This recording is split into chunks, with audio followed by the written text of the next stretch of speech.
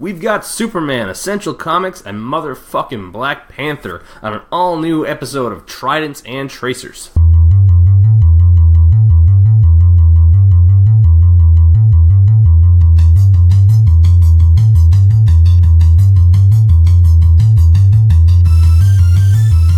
Hello again, and welcome back to Tridents and Tracers, episode number 10, number 2 of the revamp, number 10, I guess in the legacy numbering, if you will. We're back again this week, we being just me, Ryan Taylor, your host, and originally planned to have a guest in this episode. Didn't work out, but we're rescheduling, going to have a lot of guests in the future. That's fine. I've got a brand new segment I'm going to put in this new episode here now. But of course, before we get into any of that, before we get into the guests of the future, which I won't really touch on today, or the segment for this episode, we got to get into the news. Of course, that's the brand new Tridents Tracers. Every week we're doing news, we're doing reviews. So, in comic news, within the last 2 weeks, it's been a little slow, but I got some good stuff here. First of all, the big news that broke a few months back, Brian Michael Bendis, of course, leaving Marvel Comics for DC, switching sides, if you will. It's been announced what his first series with DC Comics will be. Brian Michael Bendis, ladies and gentlemen, is writing Superman. Now, I'm not the biggest Superman fan. I know a lot of people I know aren't really big on Superman, but the character has potential. I mean, it's one of the original superheroes. It's just that if he's not done well, he can get boring. If there's anyone I want to see write Superman, it is Brian Michael Bendis.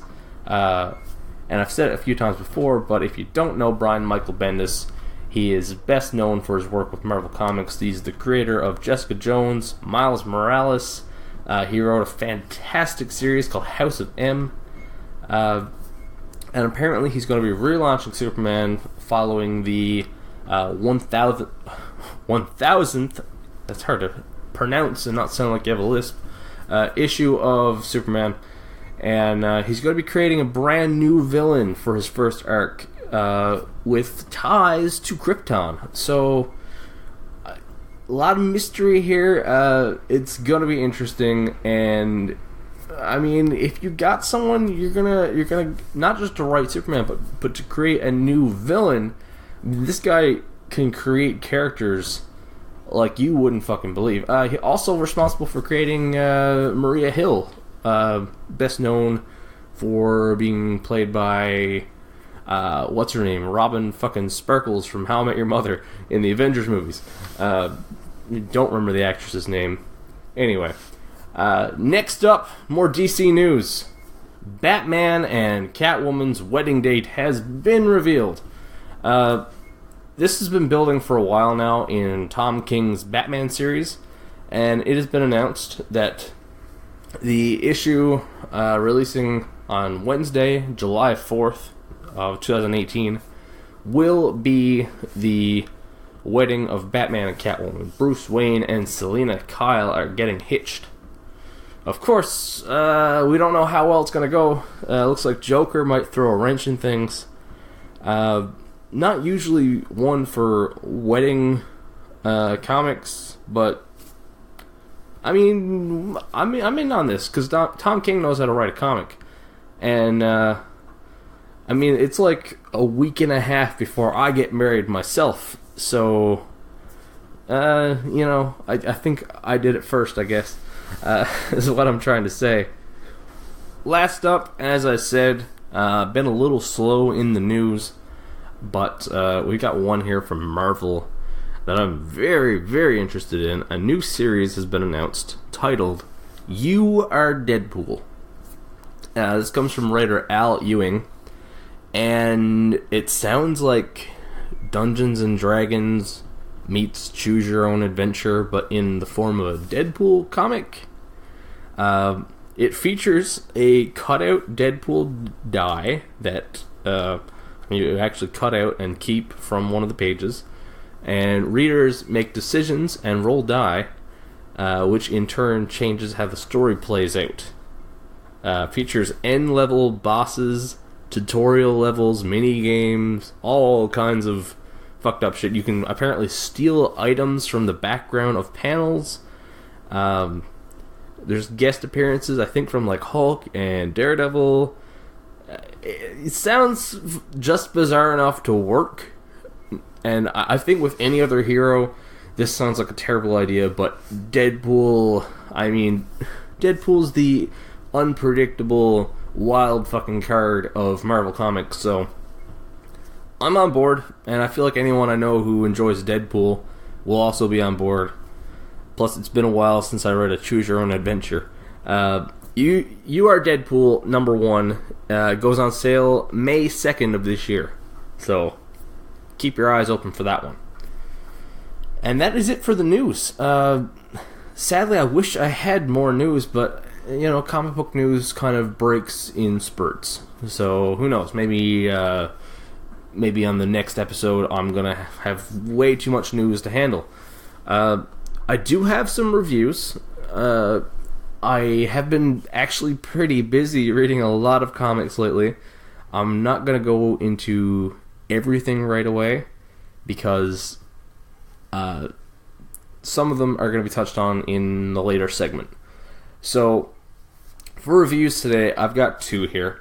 The first one is a graphic novel titled Funhouse by Alison Bechdel. And some of you may know this. This is it's pretty well known in terms of literary graphic novels and also in terms of LGBT literature. Now, Funhouse, I didn't really know anything going in other than it is widely regarded as one of the greatest pieces of LGBT literature and one of the more respected graphic novels in terms of literature as well. So it's pretty well respected, and it's basically about Alison Bechdel's experience growing up and discovering her sexuality, but also the story of her father and learning about him. I wouldn't explain it too much. It's dramatic. It's heartbreaking. It's fantastic. It is so fucking well written and completely true as far as I know. I mean, as far as Bechdel tells it. So I do recommend this. I highly recommend it. It's not a superhero story. You don't expect explosions and fights and intergalactic battles, but if you like the more serious side of comics and graphic novels, this is a must-read. It's one I put off for far too long, being as into graphic novels as I am.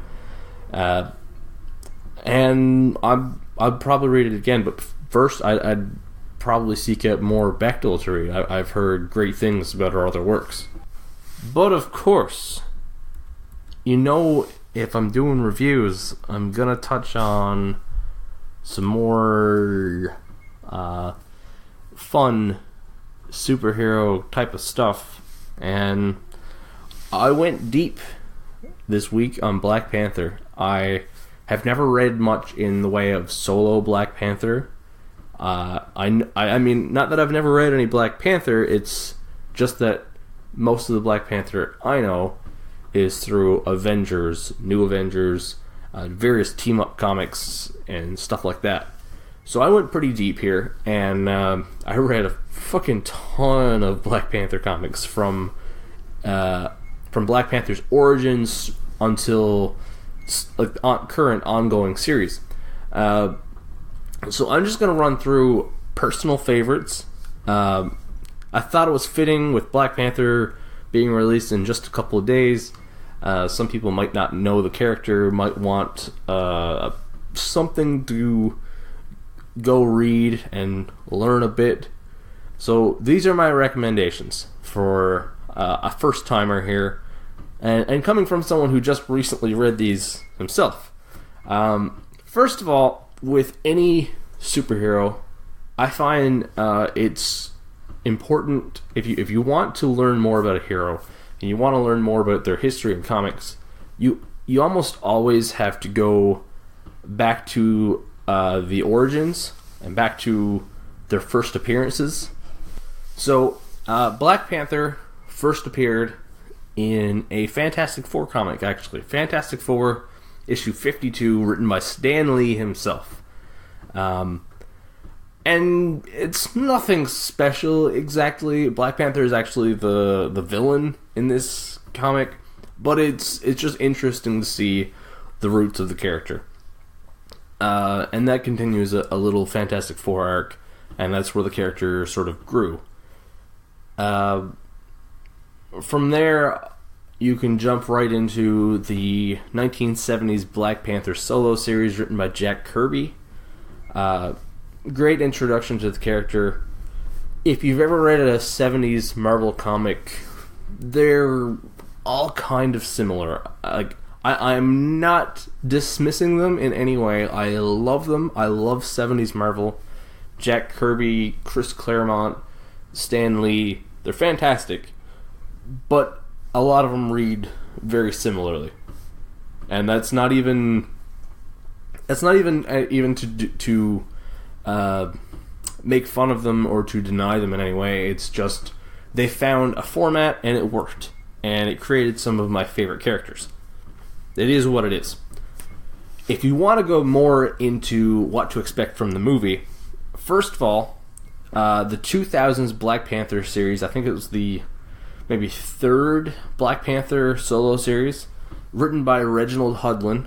There's an arc that starts at issue 35, and it's not the introduction of Killmonger, but it is a fantastic introduction for anyone who doesn't know Killmonger. Eric Killmonger being the main villain in the upcoming Black Panther movie, played by Michael B. Jordan. It's a very short arc. It's like 4 or 5 issues, and Killmonger is a fucking beast in this thing. A great intro for Killmonger to those who don't know him.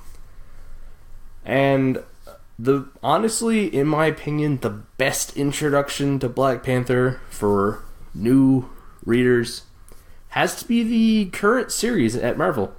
Started in 2016, written by, not sure if I'm pronouncing this right, I believe it's Ta-Nehisi Coates. And in my opinion, again, I haven't read everything, but it's maybe the best Black Panther comic to date. It's amazing. It focuses much more on the sort of weight of the crown and the struggle to balance being a great leader and being a hero, which is really what Black Panther is all about. Man, it's heavy, but it has great action, great dialogue, fantastically written, beautiful art, amazing comics, and still going on today. So that's my recommendation. Those are, I think, the most essential Black Panther comics as a sort of primer for the movie, which I can't fucking wait to see.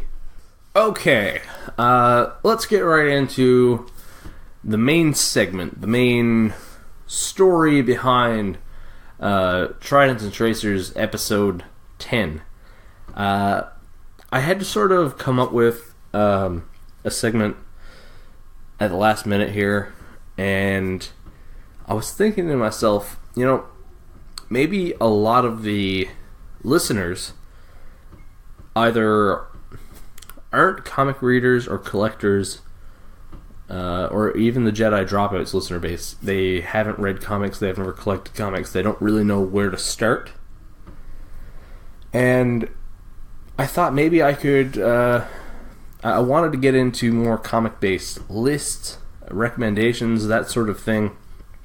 So today I'm doing the basically like a where to start, the essential comics for a new comic collector. What you should have in your collection to start and to have a legitimate little comic collection. The must-haves, that sort of thing. So I've got a list of keys that I think are key to any comic collection, and then after that, my personal recommendation for the first 5 comics in a collection. Okay, so for starters, if you're gonna collect comics, you should have a little bit of Marvel, a little bit of DC. At least one of each. At least one Marvel comic or collection. I'm going by trade paperback here, but if you collect by issue, that's fine, by issue, by paperback, hardcover, whatever you want to do here. Obviously, the trade paperback collections are sort of the easiest to go to. I mean, it's like $20-$30, and there you are, there's a story, right? That's just me. So you're going to need some Marvel, you're going to need some DC. The second key, there are 2 writers who, without a doubt, have been the most influential on modern comics and on comics being accepted into the mainstream, and those are Alan Moore and Frank Miller. And I really think those are the most essential writers to have in your collection, at least one of each. So that's the next key. You're going to need at least one Alan Moore and at least one Frank Miller.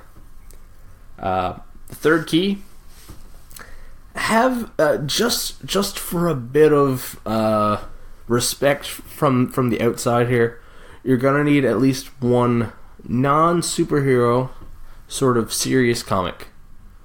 Just so your collection isn't pegged as... I know I don't agree with it, but a lot of people will peg it as childish or, just kind of one-dimensional. So have one serious sort of literary comic, just adds an extra dimension in there. Next key is you need sort of a left field choice. You got to add some personal flair in there. Something to show you're not just taking off boxes on a list, which is ironic since I'm giving a list here. And lastly, you're going to need Watchmen, because Watchmen belongs in every comic book collection, in my opinion. So, with those in mind, here are my 5 recommendations for a brand new comic collection. Number 1, Watchmen by Alan Moore. As I said, every comic collection really does deserve to have a copy of Watchmen. I've got 2. I probably don't need them, but this ticks off the box of having Alan Moore in your collection. It's not even really my favorite Alan Moore, but it is probably his greatest. It's undeniably one of the greatest comics ever written. And honestly, in my opinion, it belongs in most... it belongs in all book collections. It is just one of the greatest pieces of literature ever written. At least in my opinion, and in the opinion of many. Number 2, The Dark Knight Returns by Frank Miller. Now, this isn't my favorite piece of Frank Miller, and it's not really my favorite Batman comic, because, and just for the record, Sin City is my favorite Frank Miller, and The Killing Joke is my favorite Batman. But The Dark Knight Returns by Frank Miller, it ticks off that DC box, it ticks off that Frank Miller box, and it's considered by many to be, again, one of those classic superhero comics, one of the greatest Batman stories, and it's very all-encompassing for Batman too. You've got a Robin story, you've got a Joker story, you've got a Two-Face story, you got a Batman versus Superman story, which is pretty relevant these days. You need Frank Miller. He adds that grit. He adds so many levels to a comic collection. Number 3, Civil War by Mark Millar. Now, I was debating a couple here for the Marvel comic. Honestly, Marvel's graphic novels and collected stories aren't really where they shine. They shine more in extended arcs than DC does. I mean, I can name a dozen DC graphic novels that belong in great collections, but you need a touch of Marvel. And I thought about putting Infinity Gauntlet on here just because it's so relevant to current Marvel movies, but Civil War is pretty fucking iconic. It's a great jump-on point for Marvel, for non-Marvel readers. Sorry, you got a great story of heroes versus heroes, Iron Man versus Cap, and Mark Millar is another fucking fantastic writer that definitely belongs in a true comic lover's collection. So that's my recommendation for a Marvel comic. I mean, again, Infinity Gauntlet is a great one. House of M. You can just go with an old omnibus collection of Spider-Man or Thor or Hulk or something like that. Civil War would be my choice. Next up, number 4, A Contract with God by Will Eisner. Now, I was looking for one to tick off the sort of serious literary comic. There's a lot of choices here that work. As mentioned earlier in the episode, Fun Home is a great one. Mouse is a fantastic read. But I went with A Contract with God by Will Eisner. I honestly only read this for the first time within the last couple weeks. It's one I put off for a very long time. It is considered to be the first ever graphic novel, which is actually the term graphic novel was invented to describe this book. And it really just is a collection of short stories based around a poor suburb in New York. And not only is it fantastic, and it is the original graphic novel, but Eisner is a legend in the comics industry.